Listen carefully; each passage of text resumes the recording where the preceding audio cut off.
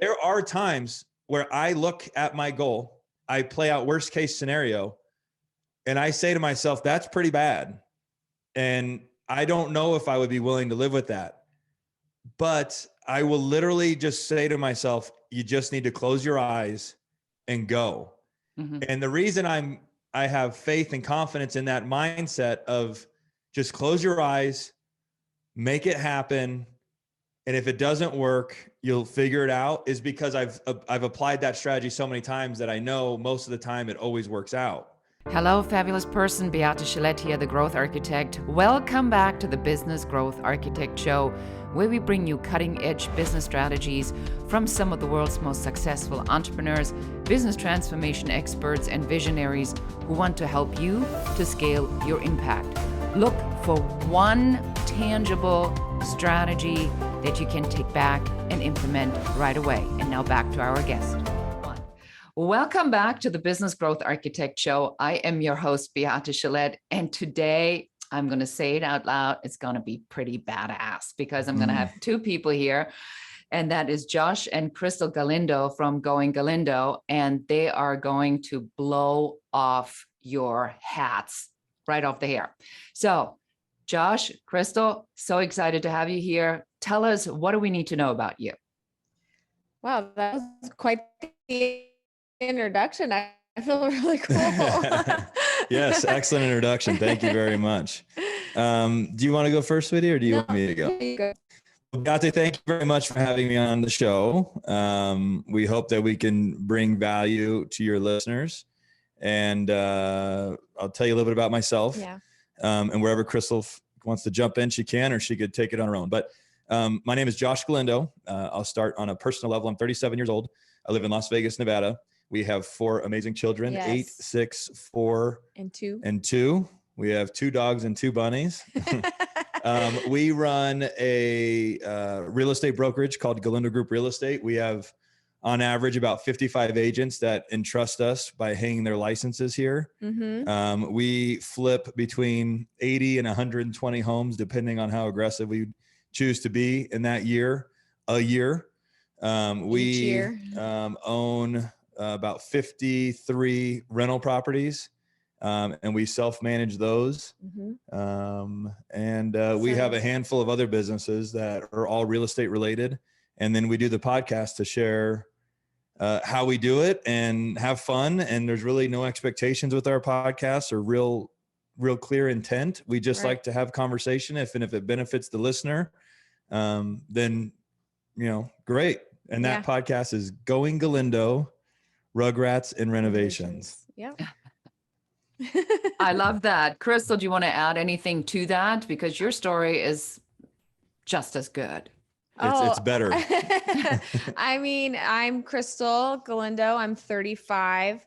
I'm the mother to the 4 children he was referring to. And I help him with all the businesses. We do those together. And then I just recently battled breast cancer. So that was my 2021 venture. It's amazing. So listening to this, right? So I can't help but go, you must have like a book of strategies because there's so much that you do. Mm-hmm. So let's talk about, what does strategy mean to you? How do you utilize strategy, and how can you explain it to someone? I don't know. For me personally, I think Josh has a better insight on this, but for me, strategy, I just want to know what my end goal is. And everything that I do is strategic to reach the end game. So I wouldn't say that I plan out anything specifically, but I just know what my goal is, and every action that I do needs to be in line with meeting that end goal. I mean, that's strategy in itself. Yeah, that is my your strategy. No, really. And that's just that's a tenacious mentality where that's the end game. That's where I need to get. Yeah. And your strategy is really arguably just never giving up. Mm-hmm. I mean, I think to summarize what it is, you may not be real detailed or specific or planned out, but as an observer of her strategy, it's simple. It just never give up until that end goal is accomplished. Yeah, there's a lot of courage in that as well. I always say courage is the audacity to not give up, because you just I have like that. Yeah, I love that. that vision. What about you, Josh? What strategy for you? So I'm a little bit more methodical. Yeah. and No, really, surprise. I'm a little bit more methodical. And honestly, I find I can, at times I could almost envy Krystal's strategy because there's so much simplicity to it. And with simplicity can often bring peace. And there's not a whole lot of peace with my strategy because there's so many moving parts and there's so much energy, time, and effort that goes into it. But for me, strategy, really a big part of all of my success, I believe, one is just laying out your tools. You look at your goal, you say, this is my goal. Now, what tools am I going to use that I have access to that will help me accomplish that goal? So really, I'm laying out my strategy. Okay, here is my strategy. What are my tools? And I identify the tools and resources that I immediately have access to. And the one major tool that's been a super big advantage and useful tool for me is my ability to communicate. So right away I go, okay, in this strategy is using my ability to communicate and articulate thoughts. Boom, first one. Second one, because it always depends on what my end goal is I go, what other resources do I need? And I compile them together before I go. Then I start looking at scenarios. So once I have my tools, I look at my scenarios and I start laying out scenarios all based on hypotheticals. And generally for me, I will go to the worst case scenario and reverse engineer myself back into a space of peace. So obviously I take myself to the worst case scenario, which brings emotion and anxiety and fear. And then I go, okay, how do I overcome all of those emotions and be ready in the event that those things happen? I don't abuse that part of it because I'm not a big believer in analysis paralysis because I think that is out there. But I will just quickly go, okay, how does this scenario look? Play out 3 scenarios around that scenario. How does this scenario look? Play out 3 scenarios around that scenario. Play out this scenario. And I'm always processing, constantly processing information and strategy. I could be in the shower, and while it's just me and my thoughts, I'm strategizing. If I'm at the gym and my phone dies or there's nothing to distract me, it's just me and my thoughts, I'm strategizing. I am always I think strategizing is the secret to success because you're thinking, you're figuring out how to get to the next step. You're growing. And so I could go on forever about this, but those are the conscious thoughts that I have around strategy. That's a very unique way to look at it. So your strategy, just reframing this and for our listeners, is that there is a part about where you think about the strategy to the strategy, basically, right? Because when you approach a strategic thought or strategic building of your business or strategic building of your life, one of the strategies is to have a strategy for that, because you need to be clear that you have to have the time. And it's always in the spaces that are not filled with stuff to do where these ideas actually can come to fruition, right? My favorite is driving on that driving point. Yeah. Yes. Yeah, in the car we earlier mentioned. Excellent. And so I want to know, when you said that you are thinking about the worst case scenario, is that not, provocative question, contradictory to the mindset, the positive thinking that everybody's talking about? I'm going to have to ask you about that because It's an excellent question. Yes. And I love being challenged. I think I commend you for even asking the question. It is very contradictory, and everything about how, because I'm a big proponent of mindset. I think mindset trumps everything. Reading books and going to classes and all this other stuff. If you just have the right mindset, you'll figure out whatever your goal is that you're trying to accomplish without all of that extra stuff. So yes, I do believe in positive mindset. It's important. So here's what can happen and it's because I'm uber aware of what my mind is doing. So if you're not a uber conscious person, I wouldn't encourage this strategy for you. But for me, I'm calculated. I'm consciously tracking my thoughts so that I know how to backtrack those same thoughts and get back to, where I started. People that can't do that, they could get down the rabbit hole so far, they don't know how to get back out of it. So for example, I know that if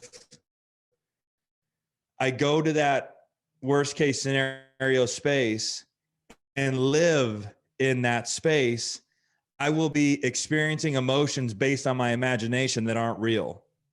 And then those emotions based on my imagination, building an artificial scenario, will dictate my current reality. So I know that.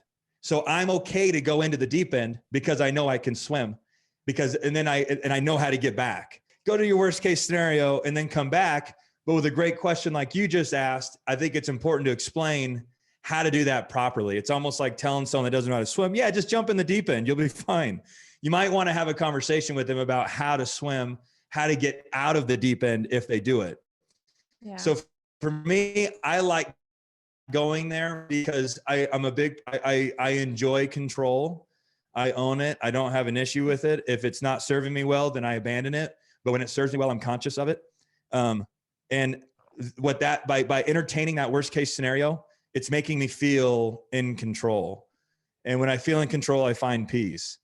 So, but I also know how to back my way out of it. So yes, great question. If you go to that place, know how to get back, because if you stay there, you'll start manifesting all those bad thoughts. And and then you're just kind of being counterproductive to what you're.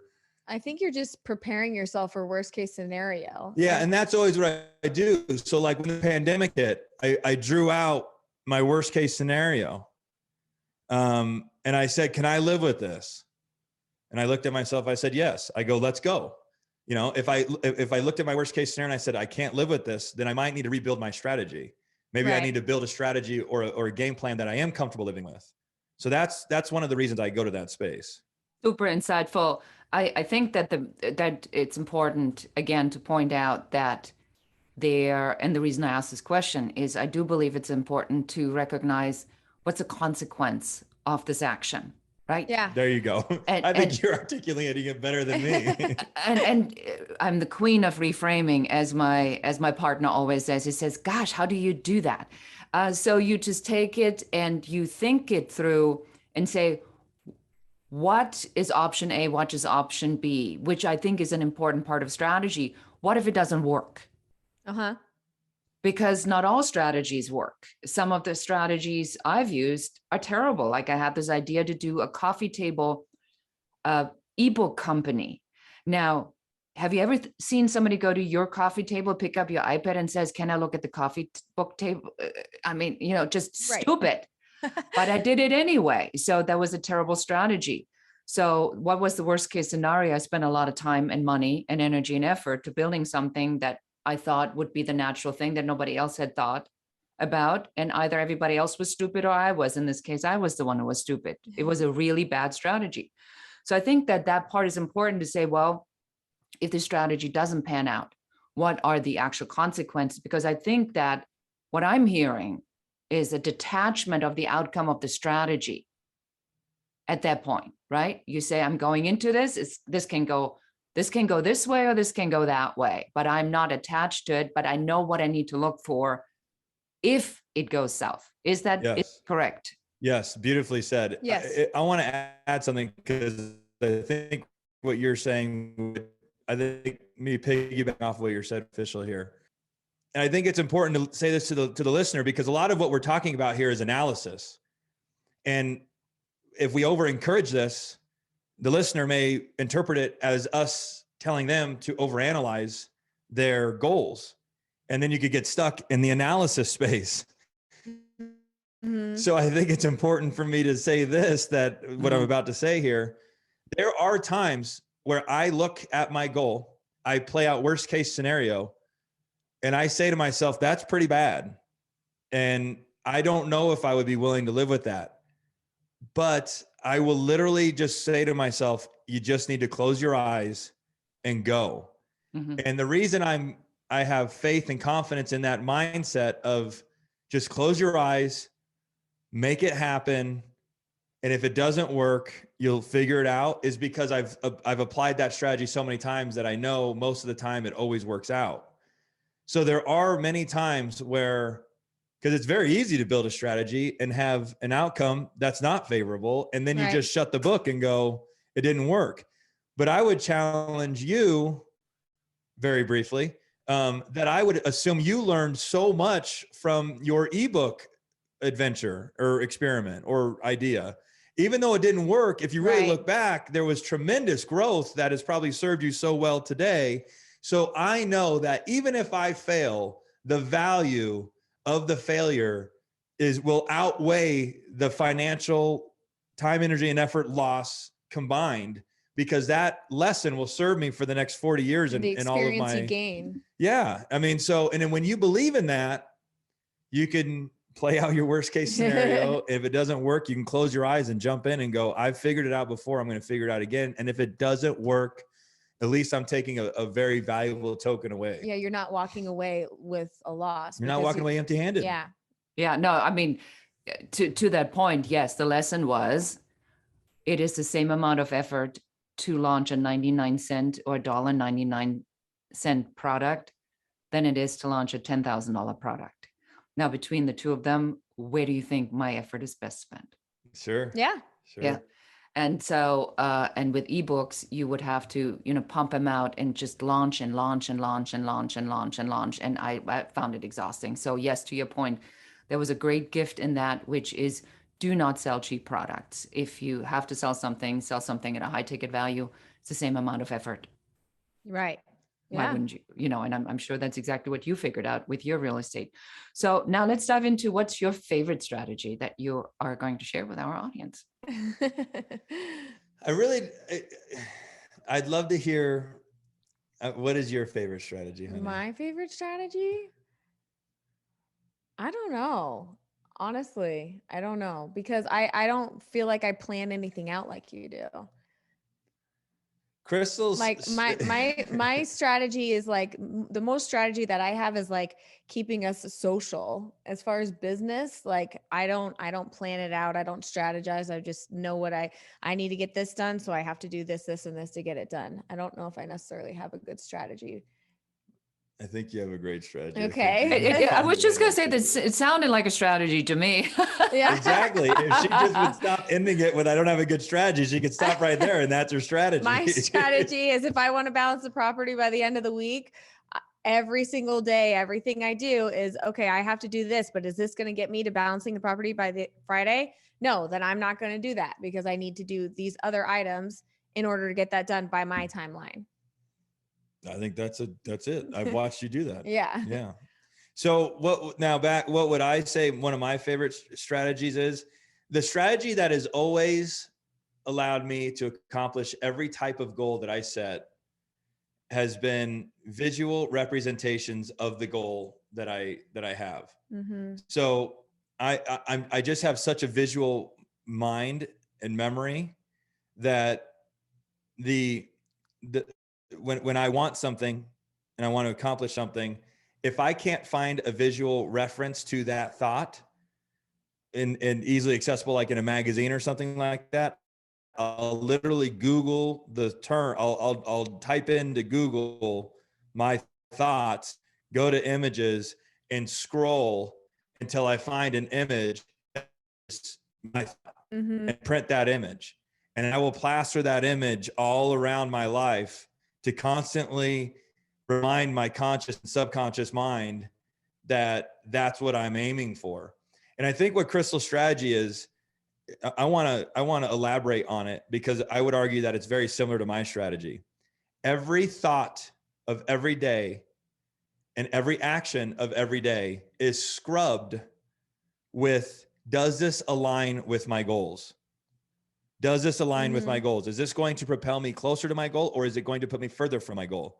And depending on its outcome, if it's in alignment with my goal, then I will execute the action, or I will entertain the thought. If it's not in alignment with my goal, then I won't. I'm a arguably, it's not simple to do, but there's not a lot of sexy terminology around my strategy. Mm-hmm. I print pictures, I believe in manifestation, and I live by goals. And everything I do is scrubbed with, is this in alignment with those things? And before you know it, you don't realize it. But if every day if every day your listeners wake up and go, I'm going to do 3 things that are in alignment with my goal, and I intend on accomplishing my goal at the end of the year, if you take 365 times 3, which let's call it 1,000, that means that you put 1,000 individual thoughts / actions behind accomplishing that goal. 1,000. Mm-hmm. It's almost impossible to fail. So that's why I believe in that. Yeah, there's some good stuff in there, because I do think that when, somebody would come and say, hey, listen, I want to learn how to flip properties. That's not one phone call. That's not a 10-minute session. That's, you got to learn financials. You got to learn forecasting. You got to learn, a little bit about construction, about leading, a crew in a wild environment, where people have a tendency to maybe not always show up on time. It gets murky sometimes. So I believe that the idea of detaching this and saying, and in a way, you're both using the same strategy, if I may just point that out, because I agree. Yeah. you're just doing it in the sense where you say, I do this like every day. Is this helping or hurting the goal? Is this helping or hurting the goal? And you go, well, everything I do, and you add other elements to it to make sure that I stay on target to go after that goal. It sounds, Right. however, more like Krystal is more on the execution in the immediate, and it sounds like Josh, you may be sort of more on the larger overall broader goal somewhere further down the road, if I interpret that correctly. But it feels like energetically, like you kind of sort of in the same, we said we were going to do this, and now both of us are staying on target, achieving this, one day at a time, one step at a time. And I think I agree, that's yeah. what makes our combination, our force so powerful is, you are really an expert in recaps and articulate. Reframing. Reframing. No, really. Whoever said that to you, and obviously, just own it, it, or you wouldn't be using it. But no, like I'm like you said, I'm looking big picture, and she's filling in all the details, and hers isn't as sexy because hers is about immediate execution. Right. Immediate execution. And so there's really not a strategy behind that outside of just saying task, execute. Me, I'm like, okay, I want to look at the big picture, and I can kind of get into describing how that's going to work and this and that. But I think that's really what's been so beneficial to our journey since we've gotten together. Yeah, I think for me, like if I have a goal, I need to take it task by task. I need to break it down so small so that, just like he said, if you do 3 things that's going towards your goal, that's me. I can't plan out my strategy and say, I'm going to do this, and I'm going to hit my goal. I need to take it day by day, task by task. And because my strategy may change.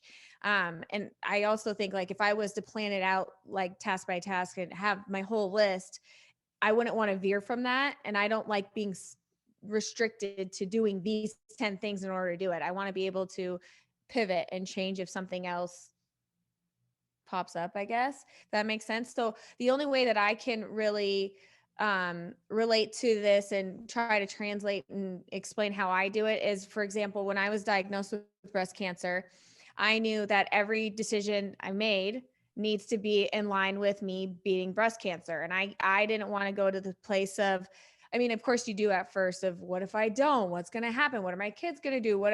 This and that. So I moved through those emotions. And then I was like, okay, I'm going to take it day by day. Anytime I was eating something, I'm like, is this good for me? Is this good for my body? Is this going to help me reach being cancer free? Am I going to drink alcohol? No, I'm not going to drink alcohol because there's carcinogens. And then that's going to make me feel like I'm feeding the cancer, the sugar. So every single day for the 8 months that I was going through chemotherapy was decisions that I was making to make sure that I was going to be cancer free at the end. So, but I didn't know what that looked like at the beginning.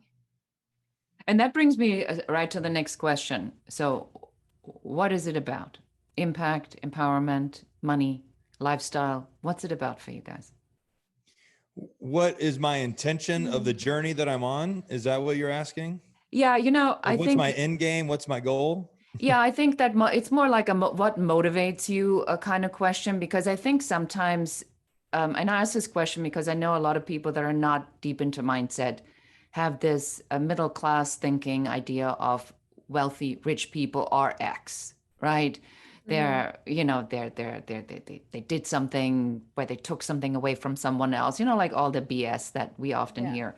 So I ask this question as I speak with ridiculously successful people. It's like, what's it about for you? Is it just about the money, or is there more to what you're building? No, You want to go first or me? you can go first. So I actually preach this often. It's got nothing to do with the money. And all I'm seeking, if I were to break down what I'm trying to accomplish with all the time, energy, and effort and sacrifice that I invest into accomplishing my goals every day, I think organically, I'm a curious human being that is looking for the next batch of stimulation, that looking for the next batch of experience. And I don't buy expensive watches or expensive cars because there's value in all there's a pie chart of what value it's bringing to my life. But the overwhelming amount of that pie chart is truly the appreciation of the genius that went into engineering that amazing piece of equipment. Like, I think we came from dinosaurs and cavemen to you can engineer a vehicle that can stimulate the body in so many ways. And I'll just reference that car I was talking about earlier, where the sound is, for whatever reason, some cars sound terrible. You don't want to hear them scream at you, but this car screams at you and it's stimulating. How it can hug the road at 130 miles an hour. How, when you get in, it's stimulating your physical senses and your visual senses and your audio senses. And, I am chasing experience. And I'm an extrovert. I love being around people. I love the energy of people. I thrive off of the energy of people. And what I have found to add to that for me is to create the experience, and people will come. It has nothing to do with the money. It has nothing to do with power, with control. All of those things are perks. And obviously all those things could be used negatively, which is what I think a lot of wealthy people get the bad rap about, is some people do use it negatively. For me, I don't use it negatively. I don't believe in taking to gain. I believe in adding value to gain.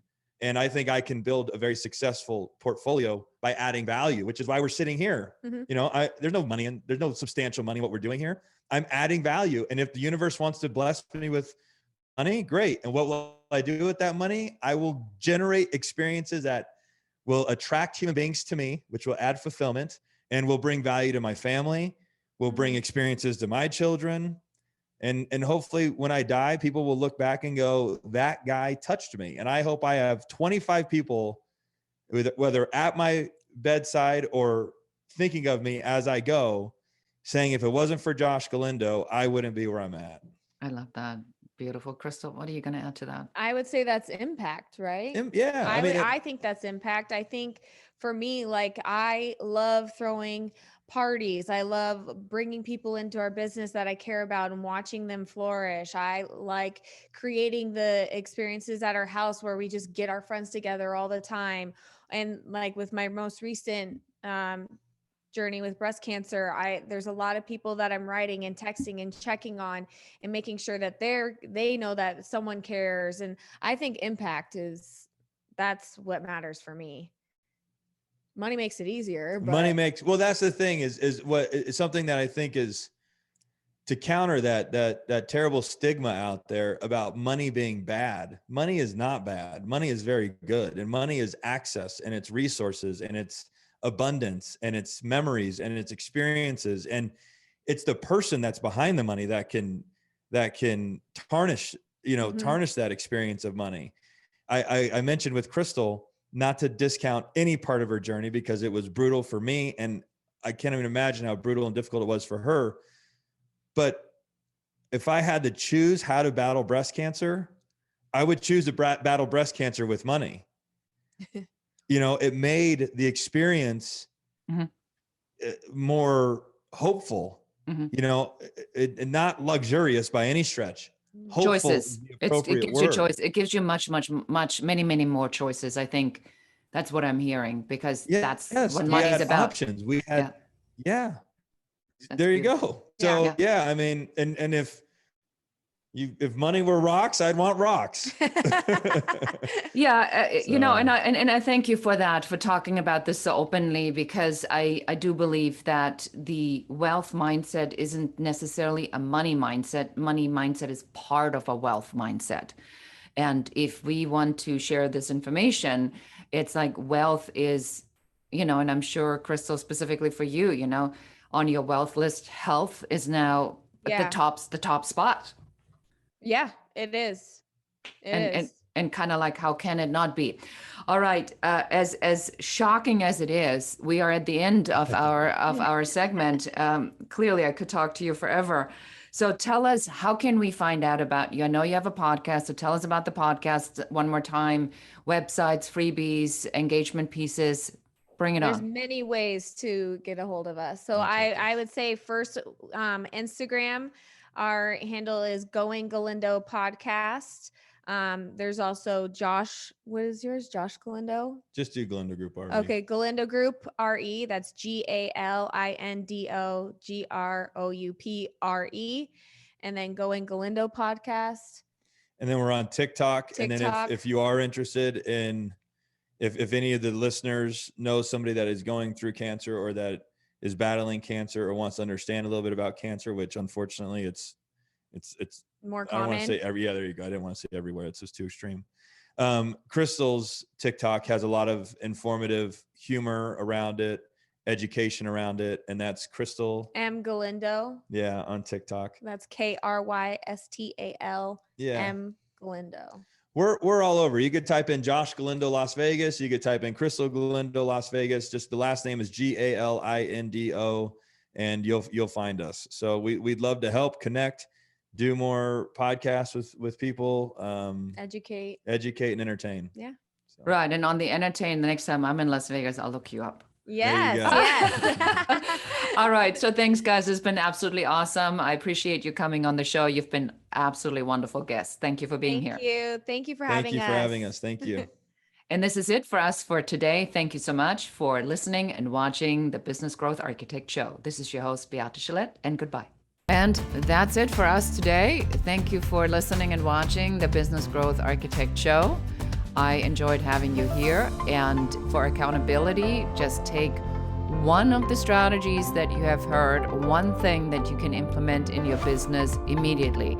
Please leave comments. Don't forget to like and share this show. And if you have any questions about business, please put them in the comments. We are here for you. We're here to support you and help you to grow, build, and scale your own business. For more advice, please check out our website in the show notes below. Thank you again. This is Beate.